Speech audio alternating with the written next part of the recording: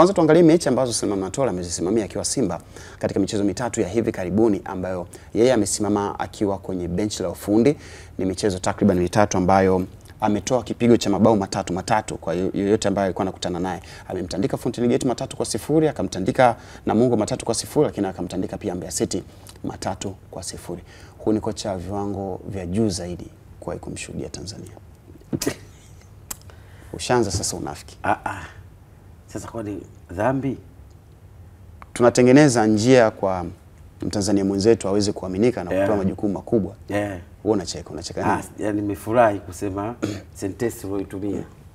Ile mtoto mnafikiri Ijumaa. Sawa. Mimi tena. Yani unajua kinachotokea. Mimi hapa. Of course hizo takwimu unaweza ukazileta hapo za Selemani za Matola na ikaonekana kweli anapata matokeo mazuri. Si ndio? Lakini hayo matokeo mazuri Selemani anayapata akiwa kwenye nafasi gani? Yani kaimu kocha. Tena yani sio hata kama una kaimu. Yani ni kama hebu tushikie. Wanataka kwamba timu itabaki chini ya kocha Selemani Matola wakati tunatafuta kocha mwalimu mwingine. Yani kwanza mimi naona kama ni dharau tu. Yani unajua sometimes kuna vitu ndio majukumu ya kocha msaidizi kwamba pindi ambapo timu inapokuwa haina kocha mkuu, msaidizi anakuwa kama kocha mkuu. Ni sawa sana pilots. Marubani wanapoendesha ndege wawili, mmoja anakuwa kwa ajili ya kumsaidia mwenzake pindi inapotokea dharura. Sasa tafsiri ya kwa Matola iko hivyo kama ambavyo wewe unaiona. Sasa unajua kitu kimoja ambacho mimi najaribu kufanya. Yani au najaribu kufikiri kuhusu Matola na Simba, si ndio? Mashabiki huwa wanapiga makelele kuhusiana na Selemani Matola. Hatumtaki. Hayo ndo matokeo ya Simba chini ya Selemani Matola. Mechi zote nyumbani na mechi zote ameweza kupiga magoli 9. Lakini hakuna timu yote ambayo imenusa wala hata lango la Simba mpaka sasa hivi. Kocha ambaye anaweza kufaa kuongoza timu yote ile kwa matokeo haya. Tanzania hata nje ya Tanzania. Ni wachache. Kwani wenzetu tuchukue mfano. Kwani wenzetu Warundi wametuzidi nini kwenye kutoa makocha wao kuwaingiza katika nchi mbalimbali barani Afrika?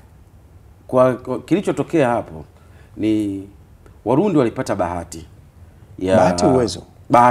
ya kujiassociate na shirikisho la Ujerumani, ambao walimu wao wengi walienda Ujerumani kupata mafunzo ya ualimu chini ya mwamvuli wa UEFA na akawa wamequalify kwenye kiwango cha juu zaidi cha UEFA. Sio? Walivyorudi Afrika mara ya kwanza kabla mitaala haijaanza kubadilika lazima uwe na leseni ya CAF. Tayari walikuwa na hizo leseni. Walikuwa nazo tayari. Tayari. Kwa hiyo wakaanza kuzisoma. Sawa. Mwisho sisi kinachotokea ni kuto kutrust wale wanaowakufunzi makocha wetu, kuto kutrust ile process ya kumpata kocha ambaye amehitimu diploma A au sabati mbaya hatutoi sisi elite, hatutoi sisi pro, nafikiri tunaishia kwenye diploma A. Sasa hizo process ingawa diploma A ambayo inatolewa Tanzania ndio diploma ambayo ni ile ya CAF ambayo unaweza pia ukawa kocha. Sasa hizo mashindano yote ya CAF, hizo process za kuwapata hao ndizo ambazo sisi tunadhidharau. Sasa tunaamini kwamba au wanaokuja tunakuwa tunafahamu jinsi process tunaamini wanapotoka za kupata vyeti vyao jinsi yani tunaamini wanapotoka, yani tunaamini kwamba wanapotoka wamepata sio nitumie lugha gani nzuri Mangasole. Yani kuna namna kisaikolojia tutazungumza huko mjadala siku moja. Kuna namna kisaikolojia, kuna mahala pamedharaulika, alafu kuna mahala pamepewa thamani. Hata kama huyu mtu ambaye amepewa thamani anatoka ni mtu ambaye hana maarifa, akija eneo hili kwa sababu ametoka huku. Rashid, unamsononesha Michael ambaye ni kocha ajaye, akianza kusikia unachokizungumza na yeye anatamani kuwa kocha mkuu siku moja. Hapa mimi kutolee mfano na kwanza huyu kocha mwenyewe tumuone, wakimuona na huyu. Ngoja kutolee mfano mwaka jana tuondoke kwenye mjadala huo. Diploma A walimu 16 wako wapi? Mwaka jana wako wapi? 16. Subiri nikwambie sasa. Mwaka jana ilifika kipindi timu kama 6 hivi za ligi kuu zilikuwa zina struggle zinatafuta makocha.